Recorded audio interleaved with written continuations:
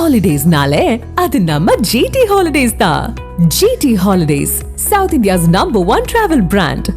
இந்தியாவில் உள்ள பாசிச கும்பல் பொய் செய்திகளை பரப்புவதை முழு நேர வேலையாக செய்து வருவதாக துணை முதலமைச்சர் உதயநிதி ஸ்டாலின் குற்றம் சாட்டினார்.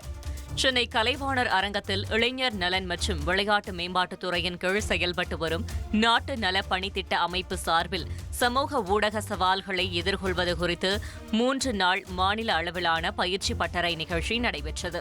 இதில் துணை முதலமைச்சர் உதயநிதி ஸ்டாலின் பங்கேற்று வெற்றி பெற்ற நாட்டு நல பணித்திட்ட மாணவ மாணவிகளுக்கு பாராட்டு சான்றிதழ்களை வழங்கினார். பின்னர் பேசிய அவர், மற்ற மாநிலங்களை காட்டிலும் தமிழ்நாட்டில்தான் போலி செய்திகள் பரப்புவது குறைவாக உள்ளதாக தெரிவித்தார். இன்னைக்கு இந்தியாவில் இருக்கக்கூடிய ஒரு பாசிச கும்பல் இந்த பொய் செய்தி ஃபேக் நியூஸ பரப்புறதையே ஒரு அடிப்படை கொள்கையா ஒரு ஃபுல் டைம் ஜாபாவே பண்ணிட்டு இருக்காங்க. யாருன்னு நான் உங்களுக்கு சொல்ல தேவையில்ல. பொய் செய்திகள் மூலம் மக்களை குழப்பணும், அவங்களுடைய அறிவை மழுங்கடிக்கணும் அப்படிங்கிறதுக்காக அதையே ஒரு நோக்கமாக எடுத்து பொய் கதைகளை கட்டுக்கதைகளை அவிழ்த்து விட்டுக்கிட்டே இருக்காங்க. இன்னைக்கு தமிழ்நாடு ஃபேக்ட் செக்கிங் யூனிட் செயல்படுகின்ற வேகத்தை பார்த்து ஃபேக் நியூஸ் பரப்புற கும்பல் இன்னைக்கு சிலர் பதற்றம் அடைஞ்சிட்டு இருக்காங்க.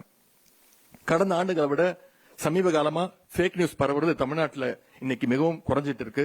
அது அடியோடு நிப்பாட்டப்படணும். வடமாநில தொழிலாளர்கள் போராட்டம் காரணமாக கலவர பூமியாக காட்சியளித்த காட்டுப்பள்ளி தொழிலாளர்கள் பணிக்கு திரும்பியதால் இயல்பு நிலைக்கு திரும்பியது.